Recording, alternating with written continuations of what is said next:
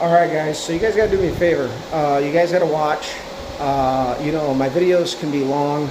I don't really know what you guys want to watch because like it's six of one, half a dozen of the other. And in this video, I'm going to be talking about how the tune-up affected our racing. I'm going to talk about how we've been doing, and we are racing this next weekend coming up, and there will be all of the time slips highlighted chronologically, and I will talk about the reaction times and the feedback that I got from a really good bracket racer friend of mine. And then I also am going to put up whatever racing videos I got from the day. My buddy Mike did good. I went out second round. I got lucky on the bye run, so watch it. All right, guys, coming to you live from our shitty studio of a garage. So in the last video, we showed you some tune-up stuff. We talked about some complaints about parts. Go out and check that out. So a couple of updates. We upped our gap from a 32 thou gap, which is what I ran with the MSD, and I never changed it, to a 50 thou gap. On the first run, it was spitting, popping, breaking up on the top end of the RPMs, and when I checked out the spark plug, it looked like it hadn't been run. So I'm like, ooh. And this thing always runs a little fat. So the spark plug gap, I don't care what anybody says, does affect your AFR. You're exposing more of the spark. If you got a strong enough spark to, it will change the tune a little bit. At least it did for me. And it was a hot day. So I went ahead and I changed the spark plug gap to 40 thou. Poof. Perfect. The car ran good. Didn't break up. Didn't load up. Didn't do shit. It was happy. I did go to a slightly cooler Champion spark plug. The car ran good.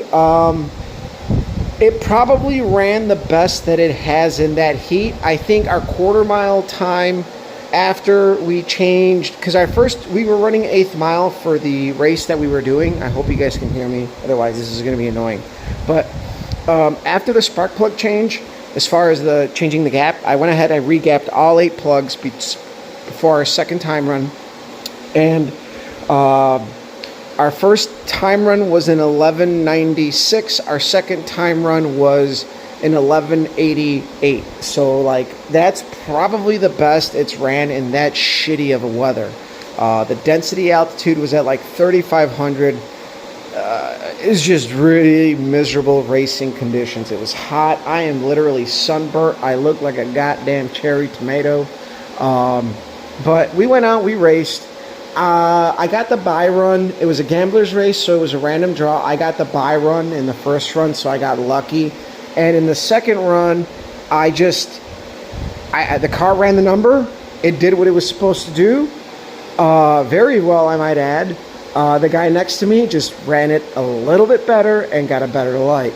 So what happened was, my first light of the day was an 032. I changed a spark plug gap, and then it was an 088. And then as the day went on, the times got worse. So on that bye run, which was my first elimination round, it went 099. And then, or 0.99, I think. I don't know. I'm going to post up the time slips with in orange. They'll be highlighted what run was run. And then, but I'm pretty sure it was a 0.99 and then a 0.117. Like the reaction times got worse as the day got on, and I talked to a really good friend of mine, Dr. Dan, and he told me to look at my 330 foot times, and they were really, he's like, he's been following, and I share my time slips with him, and he gives me a lot of really good help. So if you do watch Dr. Dan, thank you a lot. I do appreciate the input. I know it sounds like I'm a little stubborn, but I just have a weird way of learning things, so I'm a little hyperactive. But that's also a topic that we kind of talked about. I'm a little bit hyperactive. Usually, I think I've been doing better because I've been running 2 classes, so my mind stays sharp. I stay more active. I can't sit down. And it was a hot day, so I was sitting in the truck with the AC on, just listening to the track radio, just kind of cool, chill, relax. It was kind of But early in the day, unload, because I showed up the day of the race on Sunday. I unloaded, and I woke up, hooked up to the trailer, stopped and got gas for the race car, and got ice, and got to the track. We unloaded, we warmed up the car. Usually I smoke in the staging lanes. I'm sorry if some of you guys are non-smokers and hate it, but it's just part of my ritual. I don't normally smoke on a daily basis, but I do smoke at the racetrack. Just became one of those rituals. I usually have a towel in the car, which I do. I'm drying the shifter, I'm drying the steering wheel, I'm drying my hands. And the whole focus is to keep my mindset off of that don't go red mindset that always makes you fuck up. And I think I just wasn't busy enough. So I really got used to running the 2 classes, and there's a couple of guys that race with us too, and I'm helping them out, and I'm jumping between working on cars and stuff. So I'm not the kind of guy who could just make a run, go sit down and wait for the next one. No, I stay busy, I stay up. It's very rare that I sit down. So the whole time that we're racing, it's very rare to find me sitting down. I'm helping people out. On one of the races, we literally changed a master cylinder on a race car, and we barely made the call, but we got it done. We got the brakes bled, and we did it. But that's the stuff, and I actually went 4 rounds that day. So that is, again, just working through the whole mental thing. The car is working really well, but I'm learning now the mental aspect of the racing, which I'm learning the pitfalls of my hyperactiveness and focus, and I'm learning that I thrive better if I stay busy. We'll find out. We'll find out when we race on Sunday if that's true or not, or I just, maybe it was just the heat getting to me. My focus wasn't there. I don't know. We'll find out. But we are 5th in Pro and 6th in Index, which is pretty good. It's probably one of the better seasons that I've had. And hopefully we can keep the momentum going. Hopefully. I mean, I'm up there with some tough guys. I know, my buddy Mike Kersey, Greg Darm's up there. Just all the guys that are up there are tough. And I think a little bit has to do with luck, and a little bit has to do with the fact that I have managed to go rounds. Actually, in Pro, I think I've gone more rounds than in Index up until last race where I went to the semis, and that kind of turned it around for me. But anyway, what I'm doing tonight is I'm going to get the car up on jack stands because tomorrow is going to be a prep day.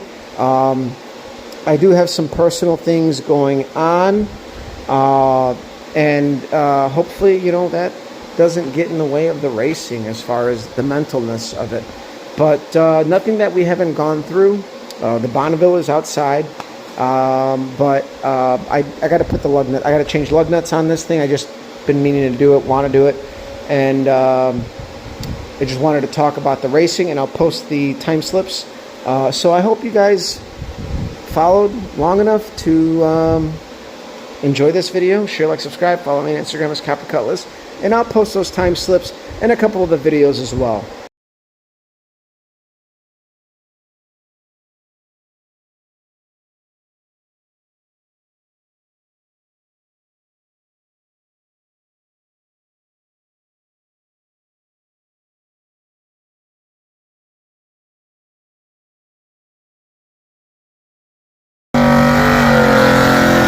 I got Brent.